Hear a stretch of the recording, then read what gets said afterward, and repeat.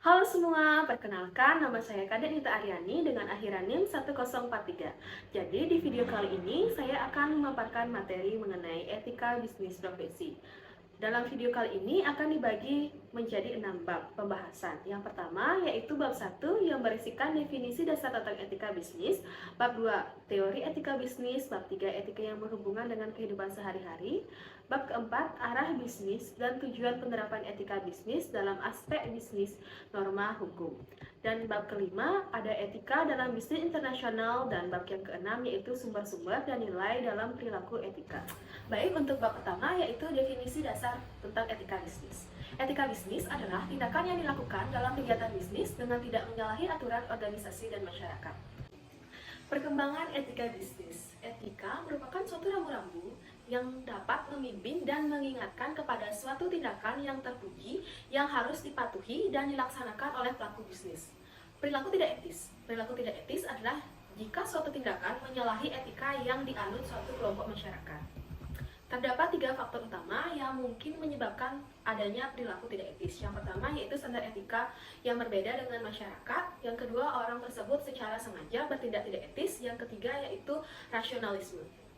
Adapun prinsip dalam etika bisnis ada 5 yaitu. Yang pertama yaitu prinsip kejujuran, yang kedua yaitu prinsip otonomi, yang ketiga yaitu prinsip saling menguntungkan, yang keempat yaitu prinsip keadilan, dan yang kelima yaitu prinsip integritas moral. Baik, untuk bab kedua yaitu teori etika bisnis. Teori etika bisnis ada 4. Yang pertama yaitu teori utilitarianisme. Adalah teori etika dan moral yang mengatakan bahwa suatu tindakan dianggap baik bila tindakan itu meningkatkan derajat manusia. Yang kedua yaitu teori deontologi. Teori ini memiliki keyakinan bahwa suatu yang baik berangkat dari keberhasilan manusia dalam mengerjakan tugas atau kewajibannya. Macam-macam teori deontologi yaitu yang pertama rasional monis, yang kedua yaitu tradisional deontologi, dan yang ketiga yaitu utilarik pluralis. Yang ketiga yaitu teori hak. Suatu tindakan atau perbuatan dianggap baik jika perbuatan atau tindakan tersebut sesuai dengan HAM. Hak asasi manusia didasarkan atas beberapa sumber otoritas. Yang pertama yaitu hak hukum, yang kedua yaitu hak moral, dan yang ketiga yaitu hak kontraktual. Yang keempat yaitu teori keutamaan. Didefinisikan sebagai penggambaran watak, mengenal perilaku seseorang, dan memungkinkannya bertingkah laku baik secara moral. Kemudian selanjutnya yaitu bab ketiga tentang etika yang berhubungan dengan kehidupan sehari-hari.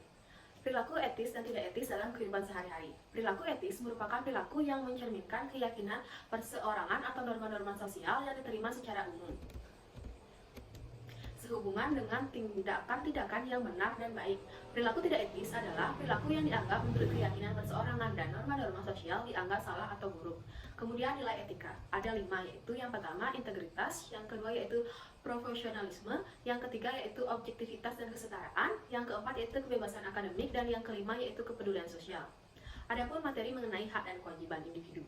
Hak adalah suatu kuasa untuk menerima atau melakukan suatu hal yang memang semestinya diterima atau dilakukan. Sedangkan kewajiban adalah sebuah beban memberikan suatu hal yang semestinya diberikan oleh pihak tertentu. Peduli dan menghargai orang lain. Peduli sosial adalah tindakan atau sikap yang selalu ingin memberi bantuan kepada orang lain dan masyarakat yang membutuhkan. Kemudian adapun toleransi, empati, dan sikap positif. Toleransi adalah sikap atau sikap dan toleran.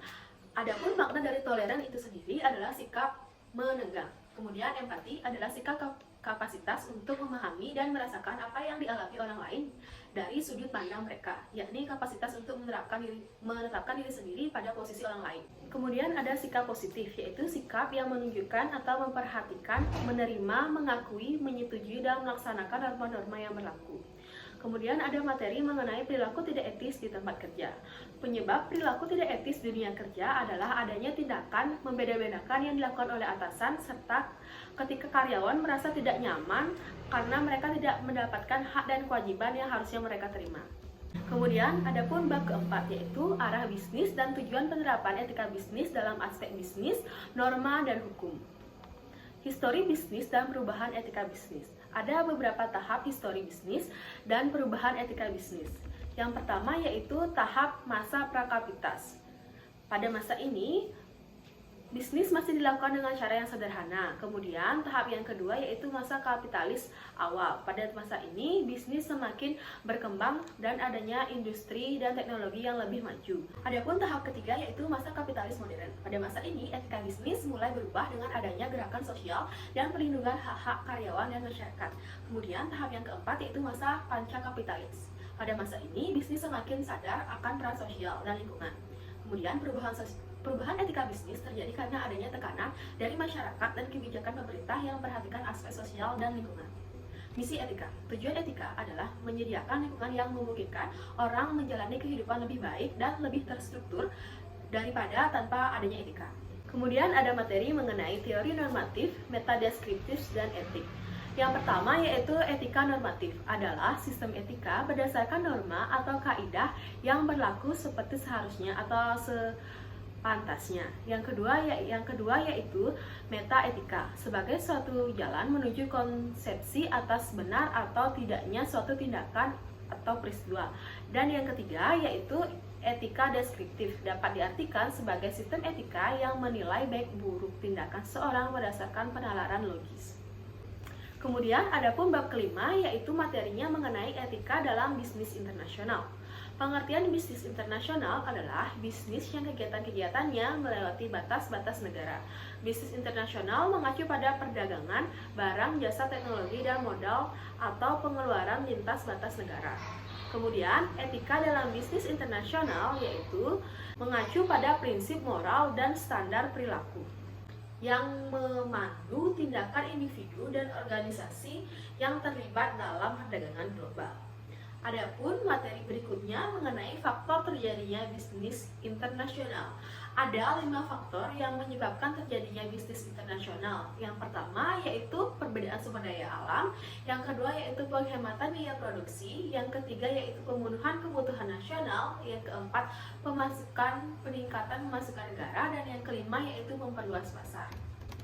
Kemudian, norma-norma yang umum pada taraf internasional yaitu penyesuaian diri, yang kedua yaitu rigorisme moral, dan yang ketiga yaitu immobilisme naif.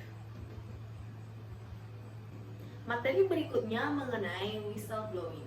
Whistleblowing merupakan suatu tindakan yang dilakukan oleh perorangan untuk memberikan informasi tertentu kepada masyarakat ataupun pihak berwenang untuk melakukan tindakan terhadap pelanggaran-pelanggaran yang telah dilakukan oleh perusahaan terkait. Adapun manfaat mengenai whistleblowing, yang pertama yaitu melindungi perusahaan, yang kedua yaitu meminimaliskan resiko dan biaya, dan yang ketiga yaitu menguntungkan bagi karyawan. Adapun kebijakan tindakan dalam whistleblowing. Ada beberapa kebijakan minimum yang harus terpenuhi dalam tindakan whistleblowing. Yang pertama, yaitu pernyataan yang jelas bahwa karyawan yang mengetahui kemungkinan kesalahan dalam perorganisasian. Yang kedua, yaitu penunjukan individu atau kelompok tertentu di luar rantai komando organisasi sebagai penerima keluhan. Yang ketiga, yaitu jaminan bahwa karyawan dengan itikat baik bersedia mengungkapkan kesalahan yang dilakukan oleh organisasi yang merugikan. Dan yang keempat, yaitu pembentukan proses investigasi yang adil dan tidak memihak. Kemudian, bab yang terakhir yaitu bab ke-6, tentang materi, sumber-sumber dan nilai dalam perilaku etika. Yang pertama yaitu agama. Nilai agama dapat mengatasi pelanggaran etika apabila nilai agama tersebut dapat mengintegritaskan ke dalam hukum nasional. Pendekatan agama bisa juga digunakan untuk menyelesaikan perselisihan atau pelanggaran etika yang belum sampai ke dalam tahap pelanggaran hukum. Kemudian yang kedua yaitu filosofi. Bisnis adalah kepercayaan dan prinsip yang dimiliki perusahaan dalam melakukan kegiatannya. Etika filosofi adalah jenis etika yang lahir dari kegiatan berpikir dan berfilsafat yang dilakukan oleh individu. Kemudian yang ketiga yaitu budaya. Secara kodrat, manusia merupakan makhluk yang monodualistis, di mana selain sebagai makhluk individu, manusia juga memiliki peran sebagai makhluk sosial. Di sini budaya sebagai pendorong keinginan dan perilaku seseorang yang utama dan mendasar. Kemudian yang terakhir yaitu hukum. Biasanya dibuat setelah pelanggaran-pelanggaran terjadi dalam komunitas atau masyarakat. Hukum merupakan sistem yang terpenting dalam pelaksanaan atas rangkaian kekuasaan kelembagaan. Hukum berhubungan erat dengan moral. Sekian materi yang dapat saya paparkan dalam video ini. Terima kasih sudah menyaksikan.